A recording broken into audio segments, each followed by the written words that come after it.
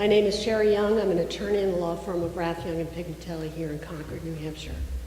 I also served by appointment of then Governor John Lynch to the Death Penalty Study Commission back in 2009 and 2010. There is nothing unique in my testimony today that you've not already heard or will hear through this process.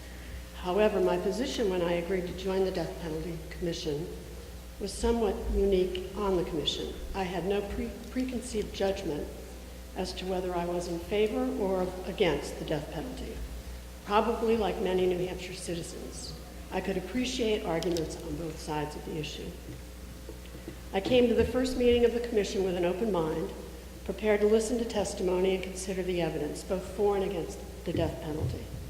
Unlike many around the table who represented law enforcement or had been deeply involved in the criminal justice system for years, I had no strong feelings either way.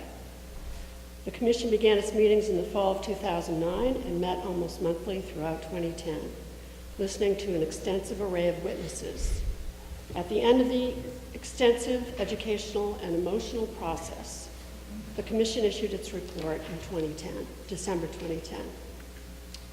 The commission itself was closely divided. A majority of 12 of the 22 members voted to keep, but not to expand the death penalty. The minority of 10 members voted in favor of abolition. I can't speak for the majority, but my strong sense is that the two most important factors for those who favored retention is as a deterrent against capital murder and the public's interest in providing the ultimate punishment to those who commit heinous crimes. In my view, the overwhelming evidence before the commission did not demonstrate that the death penalty is a meaningful deterrent to the commission of murder.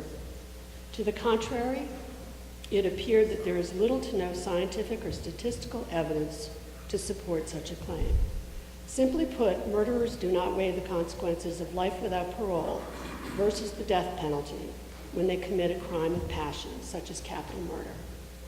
I also believe that putting a murderer to death with a state proceeding is not consistent with societal standards of decency as they have evolved over time.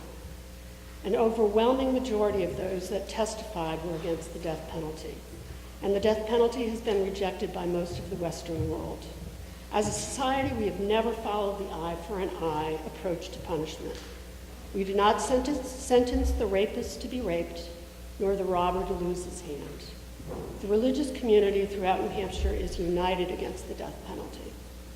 I am very concerned that the decision to seek the death penalty may be arbitrary, unfair, and possibly discriminatory, despite the best intentions of the decision. Your time is up. Thank you. Okay. I ask that we support HB 455 and repeal the death penalty. And Thank you. My written testimony.